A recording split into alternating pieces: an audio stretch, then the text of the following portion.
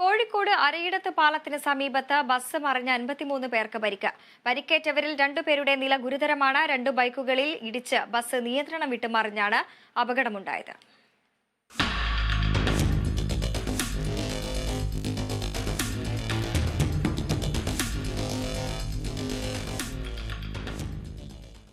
ഇന്ന് വൈകുന്നേരം 4 മണി കഴിഞ്ഞാണ് കോഴിക്കോട് അരയിടത്ത് പാലത്തിന്റെ ഇറക്കത്തിൽ ബസ് മറിഞ്ഞ് അപകടമുണ്ടായത്.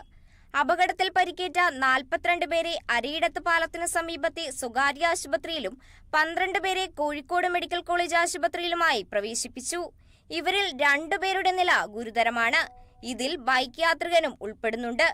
ബസ് സ്റ്റാൻഡിൽ നിന്നും മെഡിക്കൽ കോളേജ് ഭാഗത്തേക്ക് പോവുകയായിരുന്ന ബസ് 2 ബൈക്കുകളിൽ ഇടിച്ചാണ് നിയന്ത്രണം വിട്ട് മറിഞ്ഞതെന്ന് ദൃക്സാക്ഷികൾ പറയുന്നു. ബസ് ചവിട്ടിയിൽ മറിഞ്ഞിട്ട് സ്കിഡായി വന്നതാണ്. ഏത് വണ്ടി ഓവർടേക്ക് ചെയ്തത്? ബസ്സാണല്ലോ ഓവർടേക്ക് ചെയ്തത്. ബസ് ബൈക്കിനെയാണോ? ബൈക്കിനല്ല, ബസ്സിന്റെ ടൈമിന് കയറി വരികയാണ്. ബസ്സിന്റെ ടൈം ആകുമ്പോൾ ബസ് കറക്റ്റ് കയറുമല്ലോ.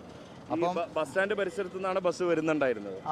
അവിടുന്ന് ഈ മെഡിക്കൽ കോളേജ് ഭാഗത്തേക്ക് പോവുക. ടൗണിൽ നിന്ന് മെഡിക്കൽ കോളേജ് ഭാഗത്തേക്ക് പോകണ ബസ് അമിത വേഗതയിലായിരുന്നുവെന്ന് നാട്ടുകാർ ആരോപിക്കുന്നുണ്ട്. ഇവിടുന്ന് ഒരു ബൈക്കിന് തട്ടി, അത് കഴിഞ്ഞിട്ട് ഫ്രണ്ടിൽ നിന്ന് ഒരു കാറ് വേറൊരു ബൈക്കുണ്ട്.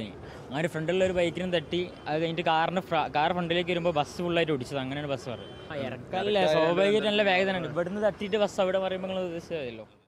അപകടത്തെ തുടർന്ന് ഏറെ നേരം ഗതാഗത തടസ്സം അനുഭവപ്പെട്ടു. അരയിടത്ത് പാലത്തിലൂടെയുള്ള ഗതാഗതം പൂർണ്ണമായും ഒഴിവാക്കി. പിന്നീട് റിക്കവറി വാനും ക്രെയിനും എത്തിച്ച് ബസ് ഉയർത്തിയ ശേഷമാണ് ഗതാഗതം പുനഃസ്ഥാപിച്ചത്. Kerala Vision News, Kozhikode.